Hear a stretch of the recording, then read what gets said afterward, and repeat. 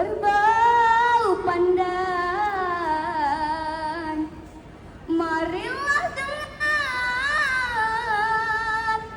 petuah orang, legenda Batu Ampar termasyur zaman.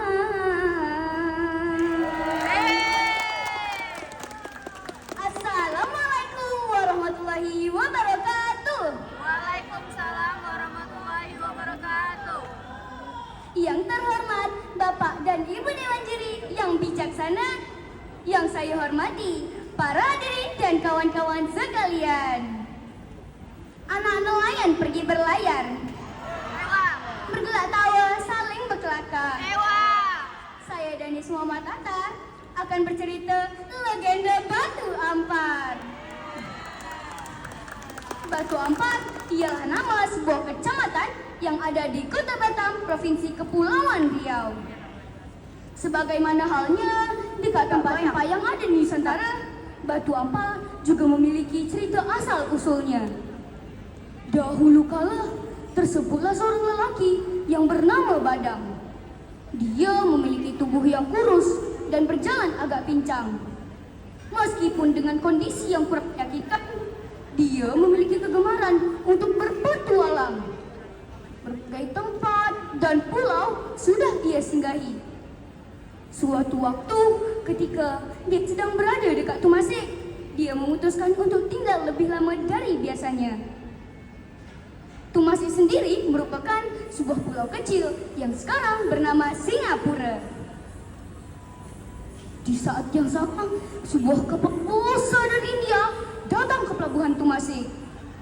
Tumasik adalah sebuah kerajaan yang dipimpin oleh seorang perempuan yang dikenal sebagai Putri Tumasik. Dari kapal tinggi tersebut, turunlah seorang lelaki yang berbadan besar dan kuat. Orang India itu berjalan-jalan di sekitaran pantai, entah apa yang difikirkan olehnya. Tak lama kemudian, orang India itu pun menghadap Putri Tumasik. Tuan Putri, salam hormat saya. Saya datang sebagai utusan Paduka Maharaja Kerajaan India.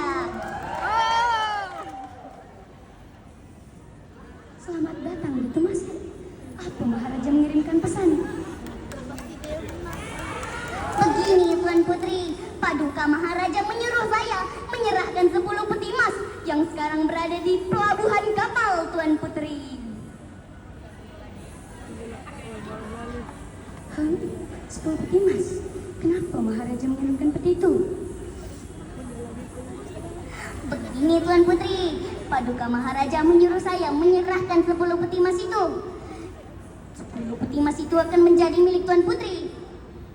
Saya adalah orang yang sangat kuat, bahkan terkuat di India. Saya melihat sebuah batu besar di pelabuhan sana.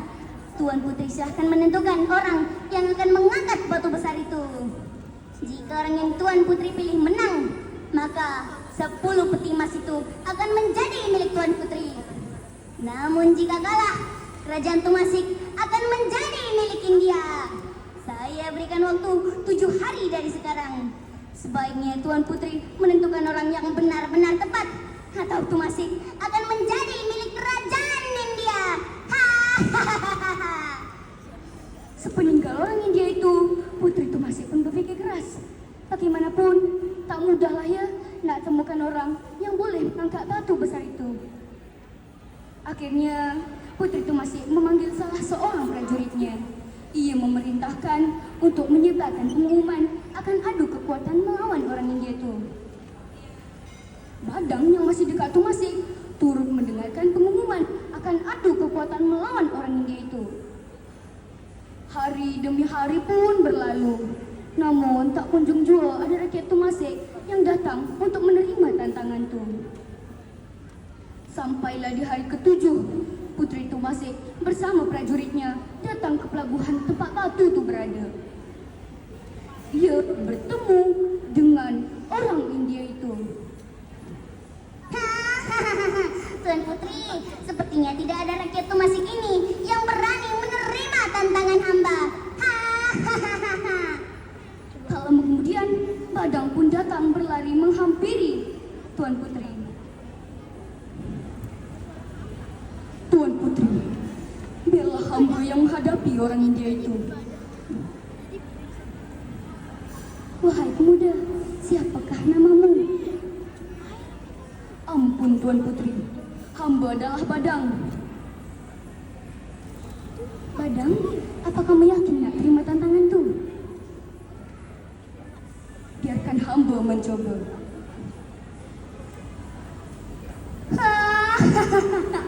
Tuan Putri, apakah tidak ada rakyat Tumasik ini yang benar-benar kuat sehingga yang datang justru seperti orang kurang makan? Orang India itu pun langsung mengangkat batu besar itu dengan kedua tangannya.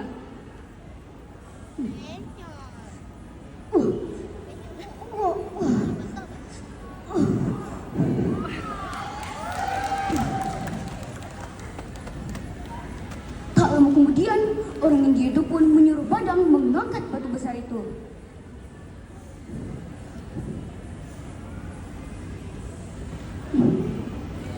Hei, batu ni ringan. Aku hairan. Kenapa kena bawa 10 peti emas? Tak boleh jadi ni. Aku kena pindahkan batu ni. Aku kena lempar batu ni ke pulau seberang sana. Badang langsung melempar batu besar itu dengan mudahnya. Orang India yang sudah merasa sangat malu itu pun pergi. Putri Tumasik sangat bahagia kerana negerinya selamat. Badang, aku atas nama rakyat ingin mengucapkan terima kasih tak terhingga. Keranamu negeriku selamat. Bagiku yang terpenting adalah keselamatan rakyat Tumasik. Kau sila bawalah 10 peti emas itu. Sudah seharusnya kita tolong-menolong, apalagi dari ancaman penjajahan. Kerana kemerdekaan adalah hak segala bangsa. Dan saya tak bolehlah nak terima 10 peti emas ini. Kerana sebagai pengembara, tentulah sebuah kesulitan nak bawa emas ke mana-mana. Tuan Putri silalah guna 10 peti emas ini untuk kesejahteraan rakyat Tumasik. Sementara itu, sebuah batu besar melayang melintasi lautan dan jatuh di sebuah pulau. Batu itu pecah terhampar membentuk suatu susunan yang indah di atas tanah. Oleh warga setempat, batu yang berserakan itu disebut dengan nama Batu Ampat, yang berarti batu terhampar. Nah kawan-kawan, itulah dia cerita asal-usul nama kecamatan Batu Ampat yang ada di kota Batam.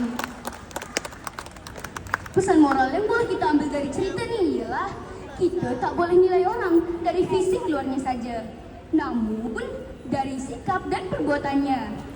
Kita juga tak boleh sombong atas kemampuan yang kita miliki. Demikian cerita dari saya. Semoga Bapak Ibu Dewan Juri, para hadirin dan kawan-kawan sekalian dapat mengambil pelajaran dari cerita ini. Mohon maaf bila ada kesilapan. Matahari terbenam di ufuk barat. Ewa!